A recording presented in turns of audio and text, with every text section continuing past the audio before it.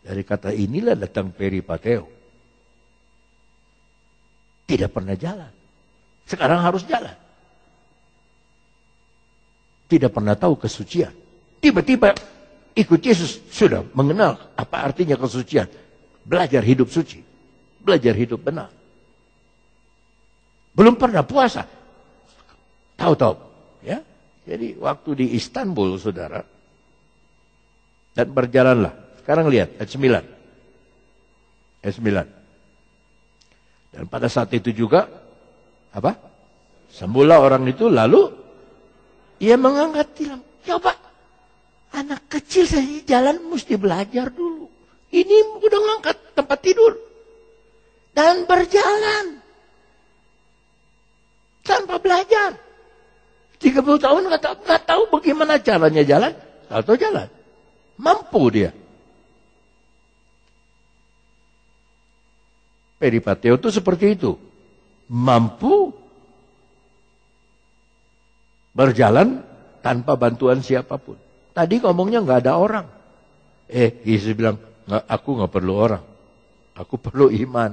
Mau nggak kamu sembuh? Jadi kalau saudara datang ke kebaktian, saudara perlu pertolongan.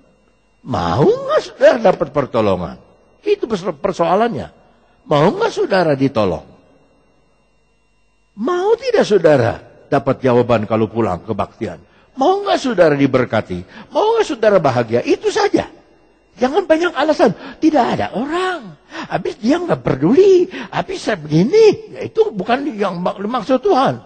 Saudara tidak bisa berjalan seperti itu. Saudara mesti bisa langsung angkat tempat tidur sendiri. Bebanmu yang biasanya kita tiduri sekarang angkat. Dan engkau tidak pernah berjalan, sekarang jalan. Apa artinya suci? Nggak ngerti. Sekarang ngerti.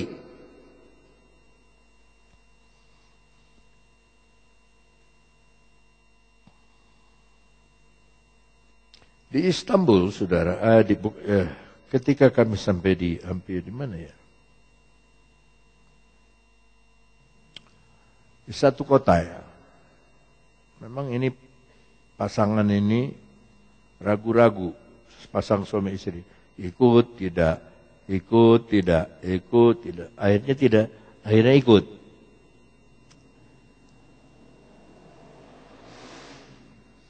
Istrinya jatuh di WC.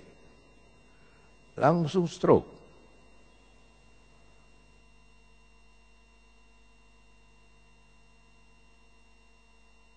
Bawa ke rumah sakit. Iblis melalui berita ngomong di kuping saya. Nggak bisa ngomong. Itu ibu. Cuma melohok aja. Kaki tidak bisa digerakkan. Saya tolak itu. Dalam nama Yesus di hati saya tolak. Yang saya tahu, Tuhan janji, aku akan beserta sampai kesudahan alam. Saya tolak. Jadi saya nggak mau percaya omongan orang. Saya mau percaya omongan Tuhan. Dan susah memang itu nolak. Gila, saya bilang, setan benar nih. Ayo kita masuk ke rumah sakit. Kita masuk sore. Waktu masuk, lah, lagi senyum-senyum di tempat tidur. Gimana ibu? Ya enaklah sekarang. Coba saya mau lihat. Kakinya diangkat. Ditarik. Oh gerak. Gimana? Ya aduh. Ini koyoyo saya capek apa dan segala lupa. Ya sudahlah saya mah. Sampai sini aja saya mau pulang aja nanti. Ya nggak apa-apa pulang-pulang. Tapi dokter bilang istirahat aja dulu. 3 hari. Ya sebab suami istri juga sakit. Nanti 3 hari. Habis 3 hari itu baru pulang. Ya, sebab kita di asuransi ada bela dari semua biaya dari dokter. Naik pesawat bisnis kelas Singapore Airlines pulang. Ya, sudah selamat sampai di Jakarta. Jadi saudara-saudara di mana saja kita berada, kita akan dihadapkan kepada obstacle, percobaan. Di mana saja, bukan cuma di Jambi. Bukan cuma di Lampung. Jawa Barat 30 gereja. Tutup.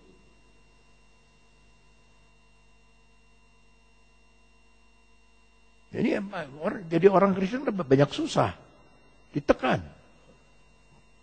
Kita nggak sampai dipenggal kepala. Tapi di Irak, orang Kristen di Irak disalib. Disalib karena nggak mau masuk Islam.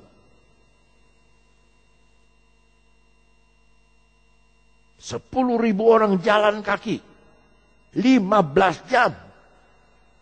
Satu kaki pakai sendal, satu kaki ciaka. Saudara tanya aja, saudara Katian. Panasnya kayak apa?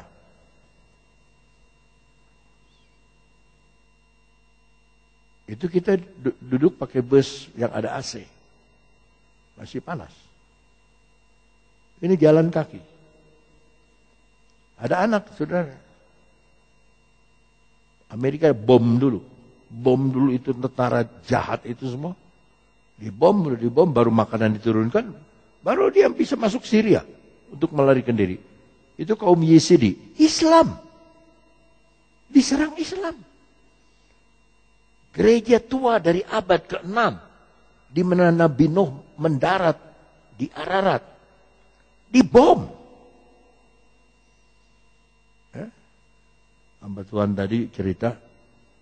Masih mending keliling selama 3 tahun. 3 tahun ya bro. Masih mending keliling 3 tahun. Itu juga dilakukan di Jawa Barat. Di Bandung sekarang. Keliling jemaat. Kebaktian tepuk tangannya gini. Supaya nggak ribut. Nyanyinya nggak haleluya. Enggak gitu. Haleluya, haleluya. Puji Tuhan. Duduk di bawah. Lesehat.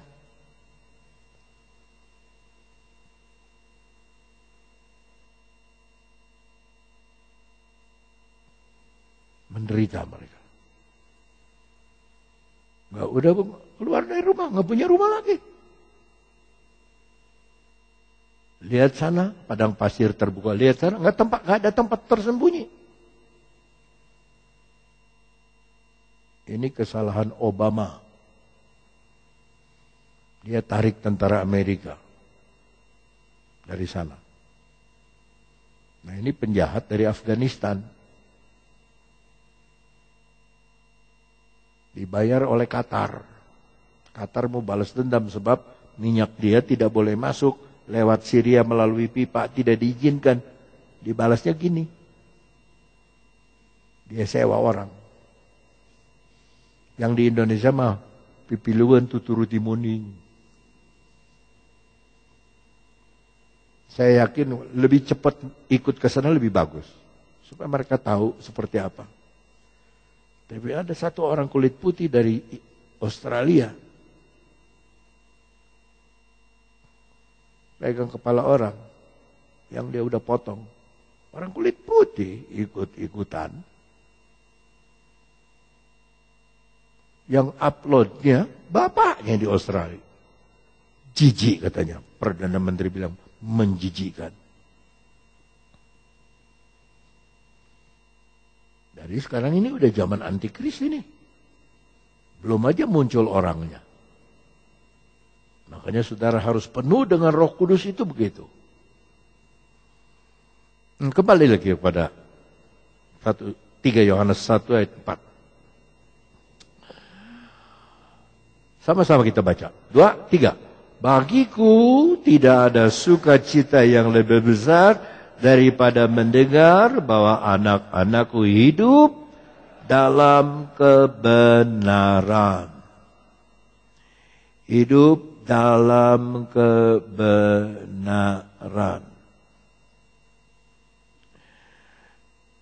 Kata kebenaran adalah kata yang sama dengan Yohanes 14 ayat 6.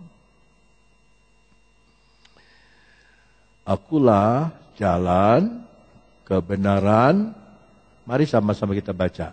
Kata Yesus kepadanya, akulah jalan dan kebenaran dan hidup. Tidak ada seorang pun yang datang kepada Bapa kalau tidak melalui aku. Mari kita perhatikan ayat ini. Akulah apa? Jalan. Saudara ingat, yang pertama jalan. Dan kebenaran. Yang diperkenalkan Yesus itu jalan dulu. Aku nih jalan. Kamu pilih jalan, pilih aku jalan. Sedangkan yang dikatakan Yohanes tadi, aku bersukacita lebih karena kamu jalan dalam kebenaran. Yesus bilang, akulah jalan dan kebenaran. Yohanes bilang, aku senang karena kamu jalan dalam kebenaran. Nah, kata kebenaran di sana dipakai kata yang sama dengan Yohanes 15 ayat 26. Coba. Jikalau penghibur yang akan kuutus dari Bapa datang, yaitu roh apa? Kebenaran. Sama dengan Yohanes 17 ayat 17. Kuduskanlah mereka dalam kebenaran, firman-Mu adalah kebenaran. Jadi bukan hanya Roh Kudus yang kebenaran, firman Tuhan juga adalah kebenaran. Maka datanglah kata aletheia ini, ya, aletheia, kebenaran. Inilah yang tidak bisa dirubah. Ya, aletheia ini. Kebenaran yang tidak bisa dirubah. Pakai kata truth, benar. Ya, yang kamu katakan itu benar, truth, aletheia. Ya. Nah, benar itu bukan betul loh ya. Saya ulang. Memang apa persamaan benar betul? Ya. Saudara tentu masih ingat cerita saya. Ya, ada satu mahasiswa di Amerika bingung sebab di Indonesia ada yang bilang ada bilang ya, ada yang bilang betul, ada yang bilang benar. Dia tanya sama bapaknya, apa artinya ini? Sama, bapaknya orang Indonesia asli. Sama itu artinya yes. Dia nggak mau ngerti. Di Amerika yes. Tapi di Indonesia ada 4 macam, Dedi katanya. Ada ada ya, ada betul, ada benar. Nah, hanya pengawal bapaknya ini polisi, dia punya hikmat. Dia bilang begini. Nah, yang bilang itu sekolahnya cuma lulusan SD. Oh begitu. Ya kalau yang bilang ya itu cuma lulusan SMP, yang bilang betul itu lulusan SMA. Kalau yang bilang benar itu lulusan universitas. Puas nih anak. Aduh, baru saya ngerti Pak. Ditepuk. Bapak ini pintar sekali. Bapak pasti lulusan universitas kan? Dia bilang, hah?